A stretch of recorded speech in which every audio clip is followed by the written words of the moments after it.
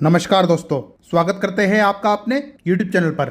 मित्रों, आज इस वीडियो में मैं आपको बताऊंगा कि एसी और डीसी करंट क्या होते हैं और इन दोनों में फर्क क्या है।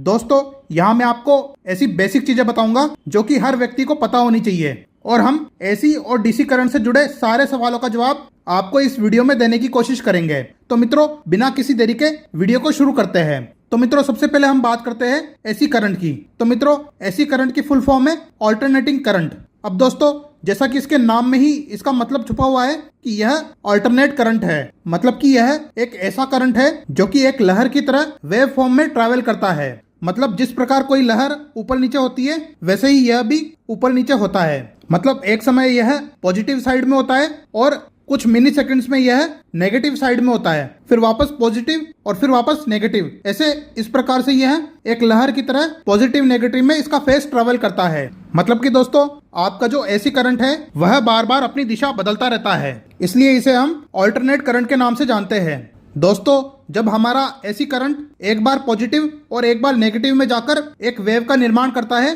तो उसे हम 1 हर्ट्ज की फ्रीक्वेंसी के नाम से जानते हैं। क्योंकि दोस्तों, हम यह मानते हैं कि एसी करंट ने अपना पूरा एक साइकिल तय कर लिया है। उसी प्रकार से एसी करंट की फ्रीक्वेंसी का मापन इस आधार पर किया जाता है कि 1 सेकंड में यह कितने साइकिल कंप्लीट कर लेता है। जैसे यदि 1 सेकंड में यह 10 बार ऊपर नीचे होने का साइकिल बनाता है तो हम इसे 10 हर्ट्ज की फ्रीक्वेंसी मानेंगे। मतलब कि दोस्तों, आपको देसी लैंग्वेज में समझाऊं तो यदि उस 1 सेकंड में आपका कोई भी अप्लायंस एसी करंट पर चल रहा है तो वह 1 सेकंड में 10 बार ऑन ऑफ होगा, मतलब 10 बार बंद चालू होगा।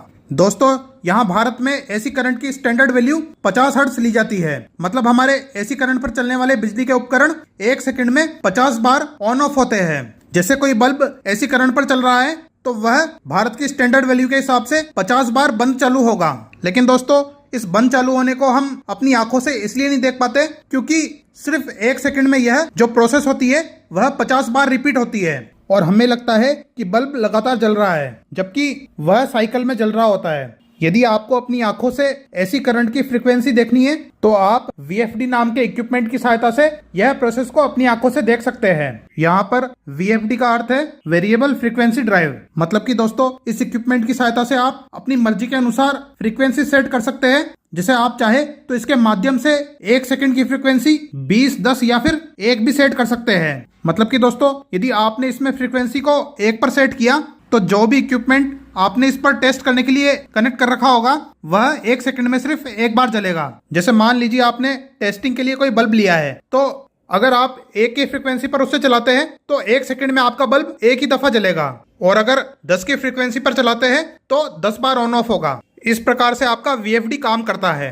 दोस्तों, एसी करंट में आपको फेस और न्यूट्रल दोनों देखने को मिलते हैं, जिसमें कि हमारे फेस के अंदर ही प्लस और माइनस दोनों होते हैं। मतलब हमारी यह फ्रीक्वेंसी वाली प्रोसेस फेस वायर में ही होती है। अब दोस्तों, हम बात करते हैं डीसी करंट की। तो मित्रों, इसका फुल फॉर्म है डायरेक्ट करंट। दोस्तों, जैसा कि इसके नाम से ही पता चल रहा है कि डीसी करंट एक ऐसा करंट होता है जिसमें किसी भी प्रकार की फ्रीक्वेंसी नहीं होती है। मतलब कि यह सीधी लाइन में एक दिशा में ट्रैवल करता है, इसलिए इसको हम डायरेक्ट करंट नाम से जानते हैं। दोस्तों, जो हमारा डायरेक्ट करंट होता है वह बैटरीज में स्टोर करने के लिए सबसे उत्तम होता है, क्योंकि ऐसी करंट को हम बैटरीज में स्टोर नहीं कर सकते हैं। इसलिए जहां भी बैटरीज का उपयोग होता है, चाहे इन्वर्टर की बैटरी हो या फिर मोबाइल की बैटरी हो या मार्केट में मिलने वाले इस प्रकार के सेल हो, इन सब के अंदर डीसी करंट भरा हुआ होता है। उसके अलावा दोस्तों, जो हमारे सोलर पैनल्स होते हैं वो भी डीसी करंट ही बनाते हैं। उसके अलावा डीसी जनरेटर से भी डीसी करंट जनरेट होता है। अब आप लोग पूछोगे कि सर, फिर सोलर पैनल और बैटरी से हमारे एसी इक्विपमेंट कैसे चलते हैं, क्योंकि सोलर पैनल्स तो डीसी करंट बनाते हैं। तो मित्रों, इसका जवाब है कि हमारा इन्वर्टर हमारे डीसी करंट को एसी करंट में कन्वर्ट कर देता है, जिससे हमारे एसी इक्विपमेंट बड़ी आराम से चल पाते हैं। अच्छा दोस्तों, एक सवाल आता है कि यदि कोई डीसी मोटर है तो क्या वह एसी करंट पर चल सकती है क्या? तो मित्रों, यदि आप एसी करंट पर डीसी मोटर चलाओगे तो उसमें एसी करंट का प्रवाह होगा। हालांकि दोस्तों, मैं आपको बता दूं कि वह चल तो जाएगी, लेकिन चूंकि वह मोटर डीसी करंट को ध्यान में रखकर बनाई गई है, इसलिए वह बहुत कम स्पीड पर रो रो कर चलेगी। उसके अलावा उसका वियर एंड टियर भी बढ़ जाएगा तथा वह बहुत कम एफिशिएंसी पर काम करेगी। दोस्तों, जहां पर एसी करंट में फेज और न्यूट्रल होता है, वहीं इसमें प्लस और माइनस होते हैं। मतलब ना तो डीसी करंट में किसी भी प्रकार का फेस होता है और ना ही किसी भी प्रकार की फ्रीक्वेंसी होती है। अब दोस्तों सवाल ये आता है कि बिजली विभाग और आम घरों में एसी सप्लाई का उपयोग क्यों किया जाता है, हम वहाँ डीसी सप्लाई का इस्तेमाल क्यों नहीं करते हैं। तो दोस्तों इसका जवाब है कि एसी करंट में बहुत कम पावर लॉस होता है, इसलिए हम एसी करंट को हजारों किलोमीटर तक ट्रेवल करवा सकते हैं। वहीं डीसी सप्लाई में बहुत ज्यादा पावर लॉस होता है, इसलिए हमेशा कोशिश ये की जाती है कि जहां से डीसी सप्लाई आ रही है वहीं के आसपास उसे एसी सप्लाई में कन्वर्ट कर दिया जाए। इसलिए दोस्तों आपने देखा होगा कि किसी भी घर में जब इन्वर्टर लगाते हैं तो इन्वर्टर को हमेशा बैटरी के आसपास ही रखा जाता है, और सेम तरीके से जब हम सोलर पैनल्स लगाते हैं तब भी कोशिश ये की जाती है कि उसके इन्वर्टर को जितना पास लगाया जा सके उतना पास लगाएं, ताकि पावर लॉस कम से कम हो। इसलिए मित्रों, जहां हमें बहुत लंबे लंबे वायर डालने होते हैं वहां पर हम एसी करंट को प्रीफर करते हैं। और क्योंकि आपका घर पावर प्लांट से कई 100 किलोमीटर दूर हो सकता है, इसलिए उस करंट को आपके घर तक पहुंचाने के लिए एसी करंट का उपयोग होता है। अब दोस्तों अगले सवाल पर आते हैं कि एसी करंट ज्यादा खतरनाक होता है या फिर डीसी करंट। तो दोस्तों वैसे तो दोनों ही करंट बहुत ज्यादा खतरनाक होते हैं और थोड़ी सी देर में ही दोनों किसी भी व्यक्ति की जान ले सकते हैं, लेकिन एसी करंट को ह्यूमन बॉडी के लिए 4 से 5 गुना ज्यादा खतरनाक माना गया है, क्योंकि एसी करंट का झटका आपके मसल्स और ऑर्गन्स को बहुत ज्यादा कॉन्ट्रैक्ट कर देता है, और एसी करंट के झटके से हमारी स्किन से पसीना निकलता है, जिस कारण आपकी स्किन का रेजिस्टेंस बहुत कम हो जाता है। पर दोस्तों कई लोग डीसी करंट को ज्यादा खतरनाक मानते हैं, क्योंकि डीसी करंट में फ्रीक्वेंसी नहीं होती है, इसलिए यदि डीसी करंट किसी को पकड़ लेता है तो वह उसे छोड़ता नहीं है, और यदि डीसी करंट की पावर ज्यादा हो तो वह सीधा आपकी जान ले सकता है। लेकिन दोस्तों डीसी करंट को हमारा बॉडी रेजिस्ट करता है, वहीं एसी करंट में फ्रीक्वेंसी होती है जो कि शरीर को बहुत ज्यादा हानि पहुंचा सकती है।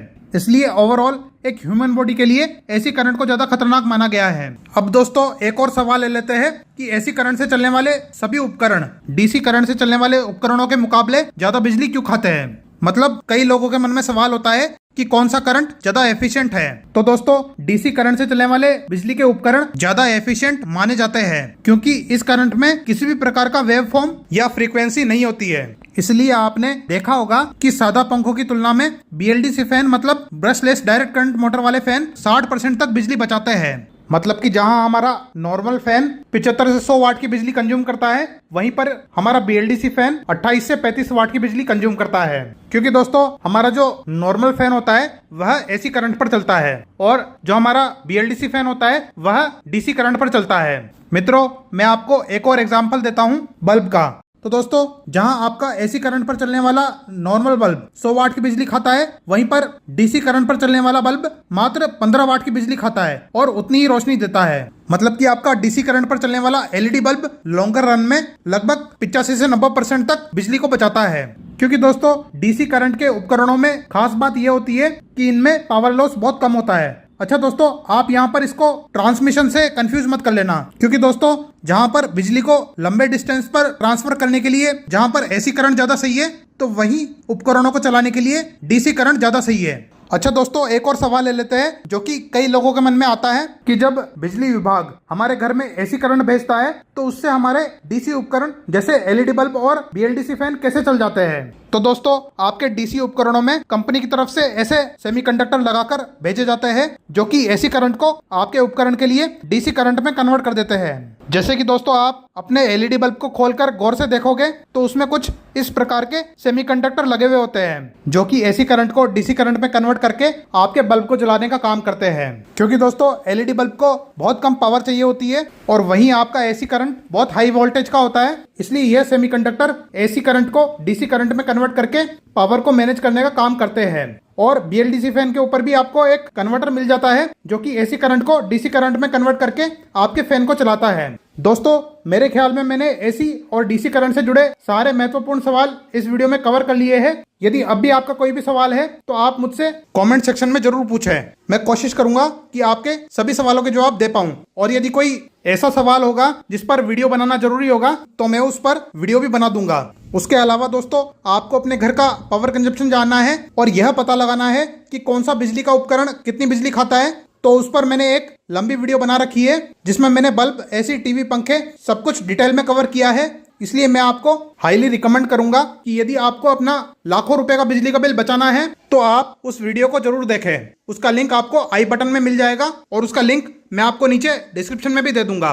और दोस्तों मेरी कोशिश यह रहेगी कि उस वीडियो को मैं एंड स्क्रीन में भी प्रोवाइड कर दूं। बाकी दोस्तों यदि आपको यह वीडियो पसंद आई हो तो लाइक करें, चैनल को सब्सक्राइब करें और एक प्यारा सा कमेंट जरूर करें कि आपको यह वीडियो कैसी लगी। हमारे लिए आपका कमेंट बहुत ज्यादा मायने रखता है, इसलिए कृपया रिमार्क जरूर देवे। बाकी मैं मिलूंगा आपसे अपनी नेक्स्ट वीडियो में, तब तक के लिए जय हिंद, वंदे मातरम।